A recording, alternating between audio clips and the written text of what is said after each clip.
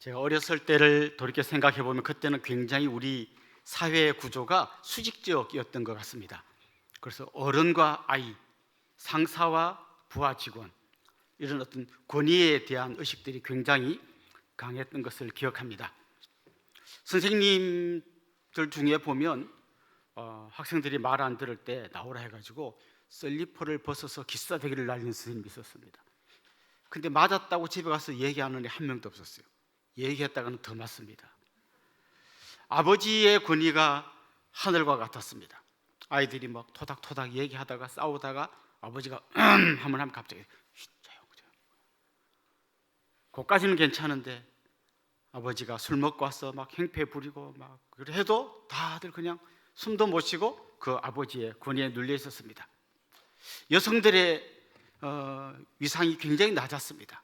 남존여비라고 하는 아주 이상한 괴물 같은 게 그 당시 우리 한국 사회를 지배하고 있었습니다. 그래서 엄마들이 딸을 낳으면 눈물을 흘렸죠. 여자의 일생이 어떤 건지를 너무 잘 알기 때문입니다. 군대에 갔다 온 남자분들은 그 말도 안 되는 상관의 이상한 권위주의에서 엄청나게 힘들어했던 것을 기억할 겁니다. 더욱이 또 우리는 군사 정권 아래에서 오래 있었기 때문에 그때 이 정부에 대해서 막 이상한 말을 했다간 긴급 조치 몇 호 위반 대본에 붙들려가는 일이 있을 수 있습니다. 그 당시 많은 사람들은 그 소위 권위주의라고 하는 데 대해서 너무나 많은 반감을 갖고 있었습니다. 정당한 권위를 넘어서는 권위주의에 대한 그런 분노들이 많은 사람들의 마음속에 있었습니다. 그러다가 제가 대학생 때쯤 그때 우리나라에 막 민주화 운동의 물결이 어마어마하게 일어났습니다. 모든 대학생들이 데모했습니다. 독재 타도, 직선 쟁취 구호를 외쳤습니다. 대학생들뿐만 아니라 그 당시 소위 넥타이 부대라고 부르던 30대, 40대 젊은이들도 거리로 쏟아져 나와서 데모를 했습니다.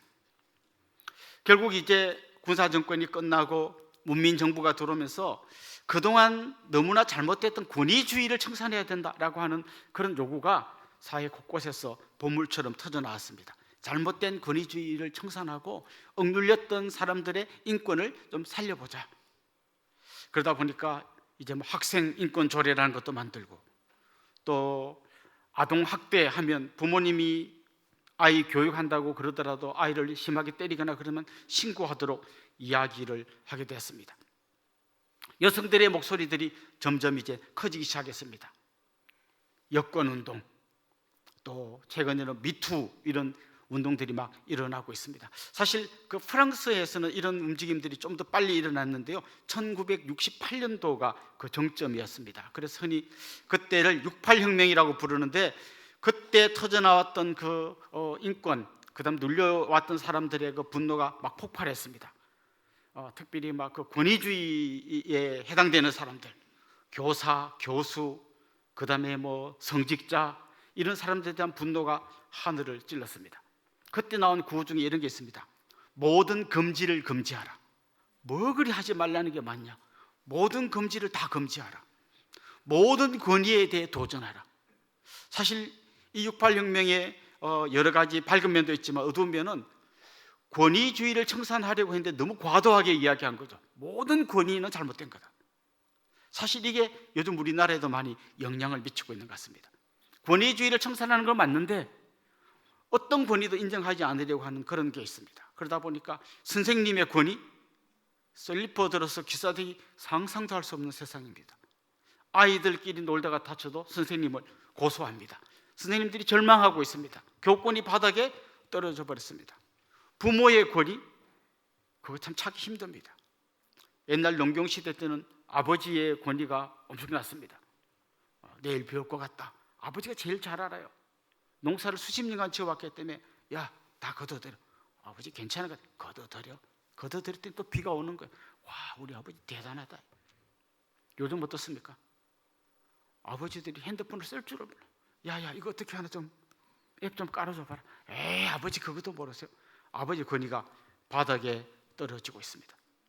권위주의는 잘못된 건데 권위까지 바닥에 떨어지면 안 됩니다. 중국 속담에 이런 속담이 있습니다. 목욕물을 버리려다가 애까지 버린다. 애를 이렇게 큰 대야에서 씻겨다가 물만 버려야 되는데 애까지 버린다는 거죠. 지금은 자기 권리를 누가 조금이라도 건드리면 절대 그냥 있지 않습니다. 그리고 나한테 진짜 눈꼽만한 권리가 있다면 그걸 반드시 행사하려고 합니다. 그러다 보니까 조금만 끼어들면, 조금만 무리하게 대하면 바로 기관 단총 막 장렬됩니다. 교사든지 직장 상사든지 부모든지 정부든지 마치 어떤 무기를 품에 안고 어떤 놈이든지 걸려봐라 하고 기다리고 있는 것 같습니다. 만인에 대한 투쟁의 시대가 진짜 제대로 열린 것 같습니다. 사실 이 권위라고 하는 문제는 굉장히 중요한 문제입니다. 오늘 우리가 본문에서 만나는 주제가 바로 이 권위에 대한 문제입니다. 예수님께서 성전에서 가르치고 있었습니다. 그리고 그 전에 어떤 일이 있었는지 여러분 다 아시죠? 성전에서 장사하던 사람들을 다 쫓아냈습니다. 그리고 성전에 절대로 들어오면 안 되는 장인들을 끌고 들어서 거기서 고쳐주셨습니다. 성전을 관리하던 제사장들이나 그 당시에 사내들인 공의원 같은 이 장로들이 볼 때는 굉장히 눈에 거슬렸습니다. 그래서 오늘 본문에 보면 이제 권위에 대한 질문을 예수님에게 합니다. 너 지금 무슨 권위로 이런 일을 하고 있나? 좀 더 적나라하게 말하면 네가 뭔데 성전에서 장사하는 사람을 내쫓냐? 이 사람들 다 우리 제사장들이 여기서 장사하라고 허락했는데 네가 뭔데 내쫓냐? 라고 질문을 한 거죠. 네가 뭔데 여기서 가르치냐? 예수님의 권위에 대해서 묻습니다. 무슨 권위로 이 일을 하고 있느냐? 누가 너에게 이런 걸 하라고 그는 권위를 줬느냐? 이걸 지금 물어보고 있습니다. 너 뒤에 누가 있냐? 이걸 물어보는 거죠. 그런데 사실 여러분 한번 이 말씀을 우리에게 적용하면서 한번 읽어보면 좋겠는데요. 실제로 여러분 이 성전의 주인이 누굽니까? 성전의 주인 하나님입니다. 예수님 그 하나님의 아들이십니다. 다시 말하면 예수님이 이 성전의 주인이십니다. 그럼 제사장들은 뭐 하는 사람들입니까? 성전의 관리자들입니다. 관리자들이 주인에게 와서 막 따지고 대드는 겁니다. 네 무슨 권위로 이런 일을 하냐고 이야기하는 겁니다. 우리를 한번 생각해 봅시다. 우리는 태어날 때 다 빈손으로 태어났습니다. 지금 여러분이 요만한 거라도 갖고 있는 건 전부 다 하나님이 여러분에게 맡겨놓으신 겁니다. 내 것은 아무것도 없습니다. 왜냐하면 죽을 때 다 반납하고 가야 됩니다. 여러분이 갖고 있는 재산, 여러분이 하나님 부르시면 다시 반납하고 가는 겁니다. 이 땅에 사는 동안 내가 그걸 관리하는 거예요. 내 직위, 내가 사람들에게 인정받는 거, 이 전부 다 하나님이 잠깐 나한테 관리자로서 맡겨놓은 것들이에요. 그런데 우리 안에 어떤 게 있는가 하면 이건 다 내 건데 건드리면 그냥 안 있겠다, 이런 마음들이 있습니다. 내가 식당에 가서 밥을 먹습니다. 누가 만드는 구호인지 모르겠는데 손님은 왕이라고 하는 아주 무시무시한 구호가 있습니다. 나는 밥값을 내기 때문에 나는 이 식당에서 밥을 먹는 동안 나는 왕이다. 그리고 서빙하는 당신은 나의 신하다라고 생각합니다. 그래서 조금만 늦게 오면 소리를 지릅니다. 뭐가 조금이라도 묻어 있으면 막 따지고 듭니다. 이게 이제 우리의 마음속에 굉장히 많습니다. 우리 아이를 학교 보냅니다. 무상교육입니다. 무상교육인데 사실은 내가 낸 세금으로 이 아이가 공부한다고 생각합니다. 나는 이 아이를 위해서 세금을 냈고 그렇기 때문에 선생님은 내 권위 밑에 눌려 있어야 된다고 생각하기 때문에 선생님들에게 함부로 말합니다. 교회에서도 사실은 이런 모습들이 보일 수 있습니다. 누가 내 권위에 조금이라도 치고 들어오면 굉장히 불편해합니다. 내가 팀장인데 왜 당신이 팀장도 모르게 일을 했어? 왜 내가 팀장 제일 앞서 가는데 왜 당신이 나를 추월해 가오? 이런 데 대해서 굉장히 사람들이 예민하게 반응합니다. 그런데 더 문제는 뭔지 아십니까? 심지어 하나님에게도 이렇게 대드는 겁니다. 내 모든 재산은 하나님 맡겨놓은 겁니다. 그런데 이 재산에 뭔가 손해가 나면 하나님께 대듭니다. 왜 나에게 이런 시련을 주십니까? 왜 내 재산을 잃게 만듭니까? 자기가 막 주식 투자 잘못해서 날렸는데 막 하나님께 대듭니다. 왜 내가 사는 것마다 떨어지게 하십니까? 마치 돈이 다 내 건데 하나님이 그걸 빼앗아가는 것처럼 얘기합니다.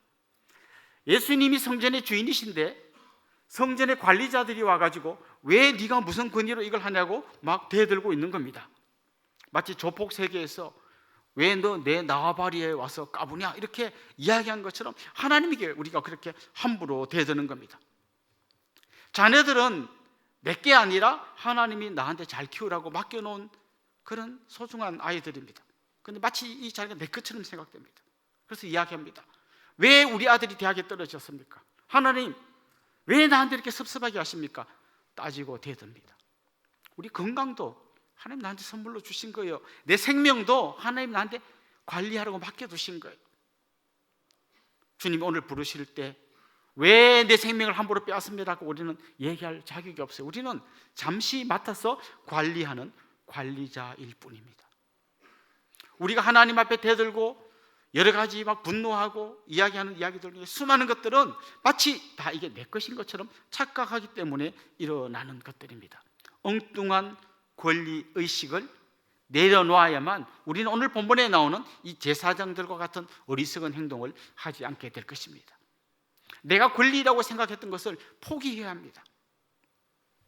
주님, 내가 생각했던 내 모든 재물에 대한 권리를 포기합니다. 내가 박수받고 존경받을 수 있는 이 모든 권리를 다 포기합니다. 내 자녀들에 대한 권리를 하나님 앞에 내려놓습니다. 내 건강과 생명까지도 내 것이 아님을 고백합니다. 이 모든 것이 주님의 것입니다. 내 삶의 모든 영역에서 주인은 주님이십니다. 주님이 먼저입니다. 이게 우리의 고백이 되어야 하는 것입니다. 좀 불편하지 않습니까?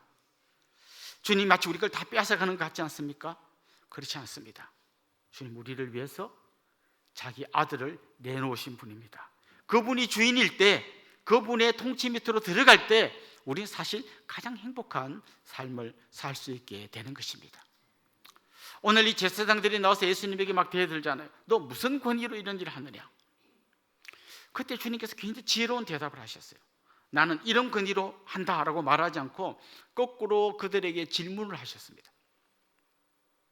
세례 요한의 세례가 하늘로부터 온 것이냐 사람으로부터 온 것이냐? 다시 말하면 세례 요한은 하나님으로부터 받은 권위를 가지고 세례를 주는 거냐? 아니면 사람들로부터, 다시 말하면 그냥 지멋대로 지가 알아서 세례를 주는 거냐? 도대체 세례 요한은 무슨 권위로 세례를 주는 거냐? 이걸 예수님이 거꾸로 물어보신 거예요. 그때 이 제사장들의 머리가 막 굴러갔습니다. 이거 대답 잘못하면 함정에 빠질 것 같은 생각을 그들이 한 거죠. 만일 세례 요한의 세례가 하나님으로부터 온 것이라면, 다시 말하면 하나님으로부터 받은 권위를 가지고 세례를 주는 거라면 대부분의 질문이 들어올 수 있습니다. 그렇게 귀한 세례를 왜 당신들은 안 받소? 라고 반박이 들어올 걸 그들은 예상합니다. 더 중요한 것은 예수님이 세례 요한으로부터 세례를 받았어요. 하나님의 권위를 받은 세례 요한이 준 세례를 받았어요. 그리고 예수님이 세례 받을 때 하늘에서 음성이 들렸습니다. 이는 내 사랑하는 아들이요 내 기뻐하는 자다. 백성들은 그 소문을 알고 있지만 제사장들은 인정하지 않습니다.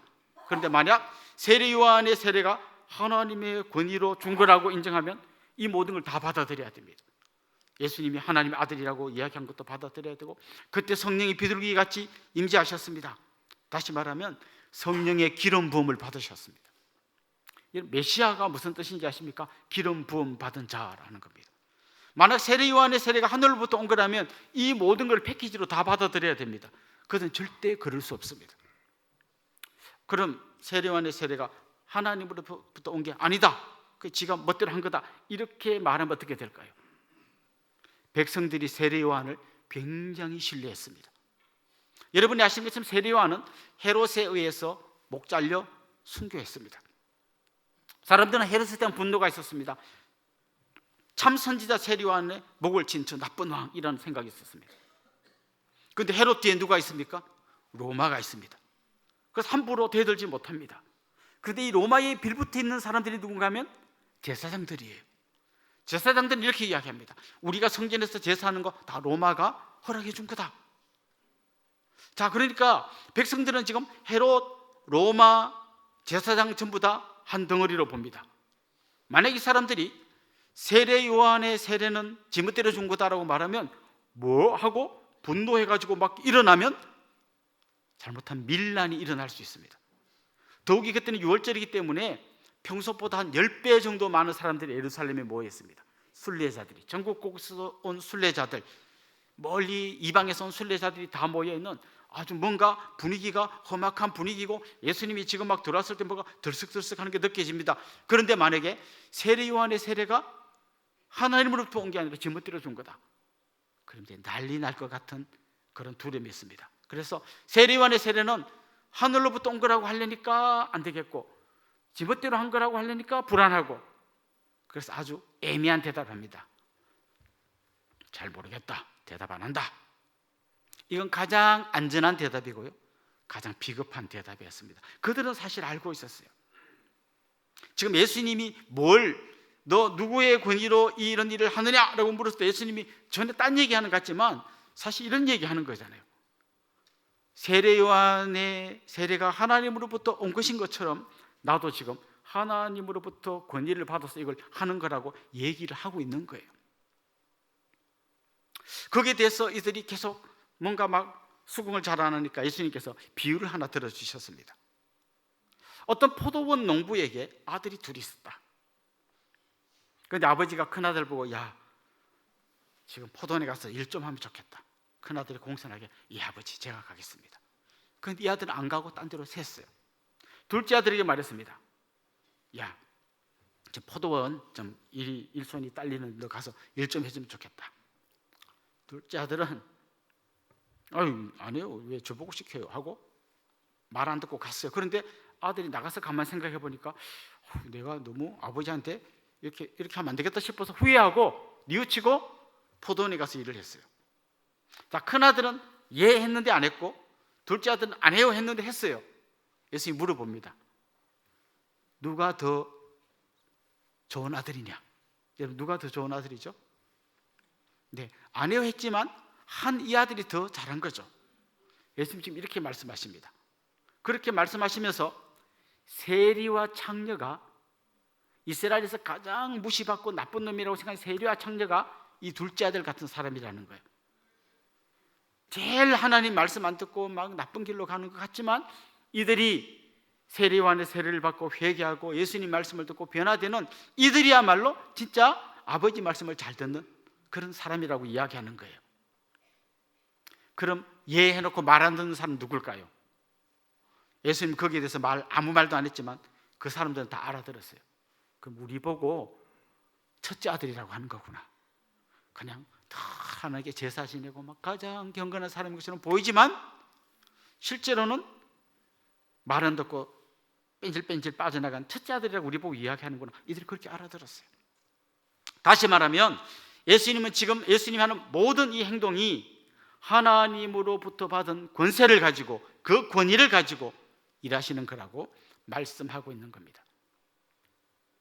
예수님은 그냥 자기 자가 발전해서 사역하신 분이 아니에요. 하나님으로부터 그 권세를 받았어요. 나중에 예수님이 부활하신 다음에 마태복음 28장 18절에 보면 이런 말씀을 하십니다. 하늘과 땅의 모든 권세를 내게 주셨다. 예수님은 하늘과 땅의 모든 권세를 가지신 분이라고 말씀하셨습니다. 혹시 여러분 이런 장면 기억나십니까? 예수님이 시험 받을 때 마귀가 이런 이야기를 하잖아요. 나한테 절해라. 그럼 이 세상 전부 다 너한테 다 주마. 다시 말하면 마귀가 제안을 한 거예요. 내 권세에 복종하면 이 세상 다 너한테 줄게. 예수님은 그걸 거부하셨어요. 대신에 하나님으로부터 하늘과 땅의 모든 권세를 다 받으셨어요. 여러분에게도 그런 권세가 있다는 거 아십니까? 원래 하나님은 천지를 창조하신 다음에 사람들에게 모든 만물을 다스리는 권세를 위임해 주셨어요. 한 명의 통치만 받으면 돼요. 하나님의 다스림만 받고 나머지 모든 만물에 대해서는 인간이 하나님으로부터 위임받은 권세로 다스릴 수 있게 해주셨어요. 그런데 마귀가 꼬드겼잖아요. 왜 하나님 한 명을 그 위에 두냐? 네가 제일 위로 올라가서 그래 너도 하나님과 똑같이 동등한 자리에서 세상을 다스려라. 아담과 하와가 그 꾀임에 넘어간 거잖아요. 그래서 사실은 사람들은 모든 만물을 다스릴 수 있는 권세를 잃어버렸습니다. 그런데 하늘과 땅의 모든 권세를 가지신 예수님이 오셔서 십자가에 죽으시고 부활하시면서 우리에게 이런 길을 열어주셨습니다. 요한복음 1장 12절에 보면 이런 말씀이 나옵니다. 영접하는 자, 곧 그 이름을 믿는 자들에게는 어떤 권세를 주셨습니까? 하나님의 자녀가 되는 권세를 주셨습니다. 잃어버린 권세를 예수님 믿을 때 우리가 다시 회복하게 되는 거예요. 여러분은 하나님의 자녀입니다. 그래서 여러분 엉뚱한 데 가서 막 식당 같은 데 가서 막 내가 누군지 알아 이렇게 하시면 안 되고, 대신에 마귀를 향해서 여러분이 이렇게 말씀할 수 있어야 됩니다. 마귀가 우리를 막 공격할 때 막 두려워서 떠는 게 아니라, 내가 누군지 알아? 나는 하나님의 아들이야. 나는 하나님의 딸이야. 예수님께서 내가 예수를 믿을 때 나에게 하나님의 자녀가 되는 권세를 주셨어 라고 당당하게 외칠 수 있어야 합니다. 우리가 복음 들고 나갈 때 마귀가 그 못 믿게 하려고 막 방해할 때 방해가 심해서 안 되겠구나. 아니에요. 우리에게는 하나님의 자녀라고 하는 놀라운 권세가 있습니다. 이 권세로 복음을 전할 때 절대 믿지 않을 것 같은 사람들이 주님께로 돌아오는 기적 같은 역사들이 일어날 수 있는 거예요. 이런 당당한 권세가 나에게 있음을 믿어야 하는 겁니다. 여러분, 여기 수자기 교차로 사거리에서 만약에 새로 임명받은 초보 여자 경찰관이 차들이 쌩쌩 달리는데 어떤 큰 트럭이 신호 위반하면 딱 해서 세우면, 트럭에 막 이런 우람한 사나이가 이렇게 운전하고 이 사람을 세우면 그 사람이 서야 됩니까? 안 서도 됩니까? 이런 사람이 여자 경찰관 뭐가 무서워서 섭니까? 그 여인이 무서워서 서는 게 아니라 경찰관의 권세가 무서워서 서는 거예요. 우리가 대단해서 마귀와 싸울 수 있는 게 아니라 우리는 아무 힘도 없잖아요, 솔직히. 그런데 우리는 하나님으로부터 받은 권세가 있는 거예요. 자, 지금 제가 무슨 말씀을 전하고 있는지 아시겠습니까? 우리는 진짜 누려야 할 이 권세, 이 권리는 잊어버렸어요. 그리고 엉뚱한 데 가서 막 식당에서 막 늦게 난다고 소리 지르고 막 이런 데서 권세를 누리려고 하는 거예요. 우리에게는 포기해야 될 권세가 있어요. 반대로 우리에게는 누려야 할 권세가 있습니다. 저는 여러분이 기꺼이 하나님 앞에서 포기해야 될 권리, 포기해야 될 권세들을 다 내려놓으면 좋겠어요. 반대로 여러분에게 주신 놀라운 그 권세에 대해서는 절대로 이걸 손을 놓으면 안 될 줄로 믿습니다.